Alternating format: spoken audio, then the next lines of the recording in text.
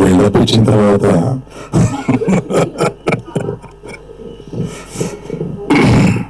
అంటే ఫస్ట్ మనం ఎవరి స్పీచ్ లేకుండా Q&Aతో సరిపెడదామా ఏదో అనుకున్నాం. కానీ అది పద్ధతిగా ఉండదు, అందరినీ కొద్దిగా మాట్లాడమని. తర్వాత Q&Aకి వద్దామా వద్దా మీరు చెప్పండి, Q&Aకి వద్దామా?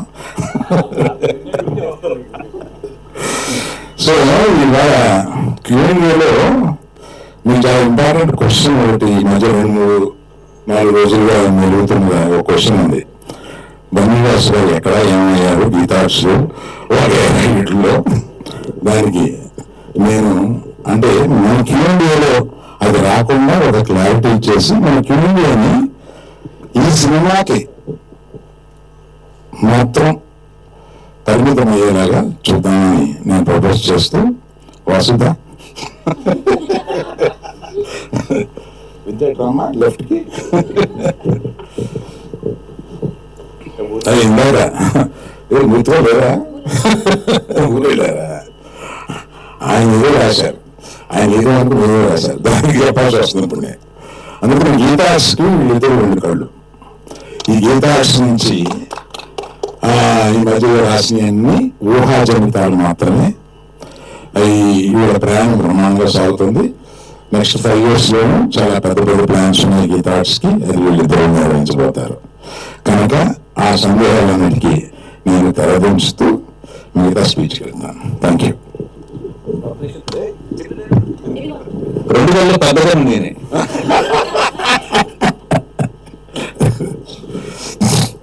అప్పుడప్పుడు కొడతా ఉంటుంది, కళ్ళు కొడతా ఉంటుంది.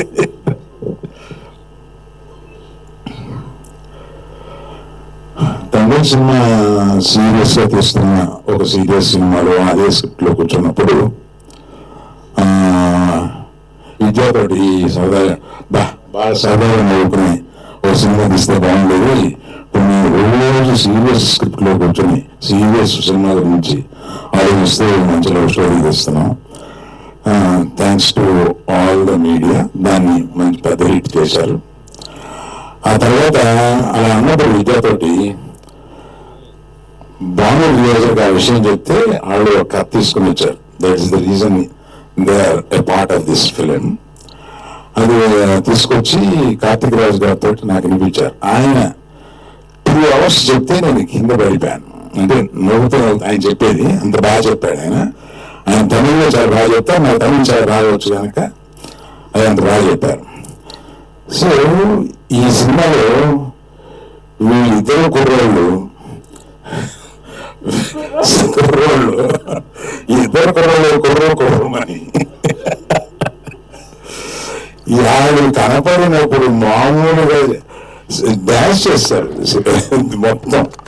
చాలా నవ్వుకుని మీరు ఈ పర్టికులర్ గా ఈ సినిమాని సమ్మర్కే రిలీజ్ చేద్దాము అని అనుకున్నాం. ఎందుకంటే సమ్మర్కి జనరల్ గా ఫ్యామిలీస్ తో సినిమా చూద్దాం, సరదాగా చూద్దాం అని ఈ ఎండలకి ఎయిర్ కండిషన్ థియేటర్లో కాసేపు కూర్చొని చూద్దాం అనుకునడానికి ఈ సమ్మర్ కి చాలా సూట్ అయ్యే సినిమా.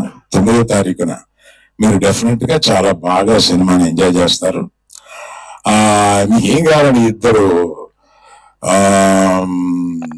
గెంతులేసే 2 కుర్రాళ్ళు, సలసల్లాడిపోయి 2 అమ్మాయిలు,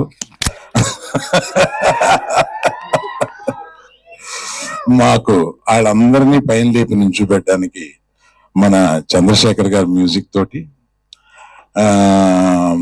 ఆయన చాలా తక్కువ సినిమాలు చేస్తారు, అందులో ఈ సినిమా ఒప్పుకొని చేయడం is really good. And oh my forgot Vel Raju గారు, కరెక్ట్. ఈ సినిమా ఇంత బాగా కనపడడానికి, చాలా రిచ్ గా కనపడడానికి ప్రొడక్షన్ వాల్యూస్ తో పాటు వాటిలన్నింటినీ కనపడేలా చేసిన మన వేల్ రాజు గారిని కూడా ఇక్కడ నేను తలుచుకోవడం చాలా ముఖ్యం. అందరూ కలిసి ఈ సినిమాని చాలా బాగా మీరు ఎంజాయ్ చేసేలాగా తీశారు.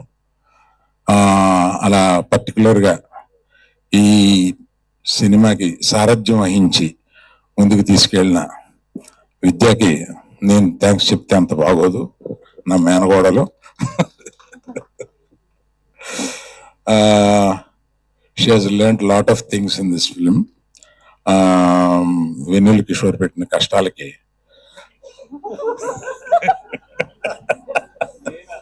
నేనా సరదాగా అన్నాను సార్, ఏదో ఒకటి అవ్వకపోతే రియాక్షన్ రాదు కదా.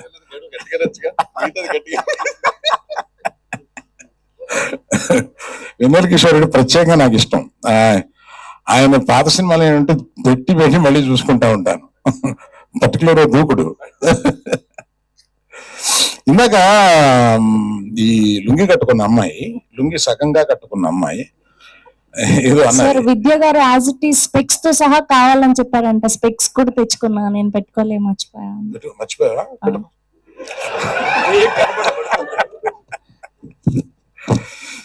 అంటే లేడీస్ కాక్రోచెస్ అనే ఒక, లేడీస్ కాక్రోచెస్ కదా అనే ఒక డైలాగ్ ఏదో ఉంది.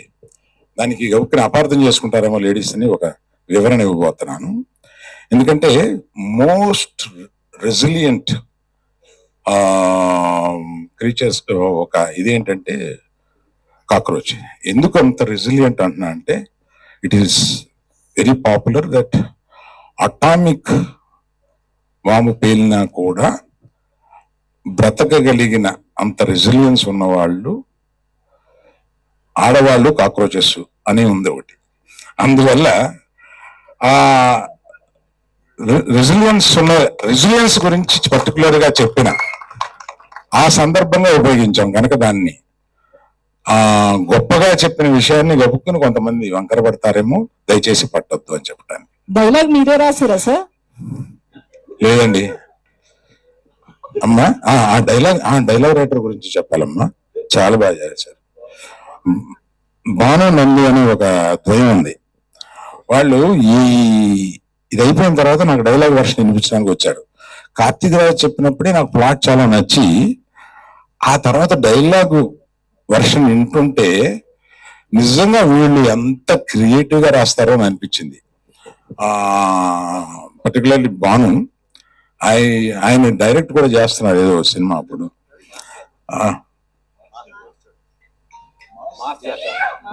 మాస్ జాతర అనే సినిమా డైరెక్ట్ చేస్తున్నారు. ఆయన దీనికి డైలాగులు రాశారు, చాలా బాగా రాశారు. You will enjoy. I think summer లో ఇది మిమ్మల్ని అందరినీ చాలా కూల్ గా ఉంచుద్దని అనుకుంటున్నాను. Thank you.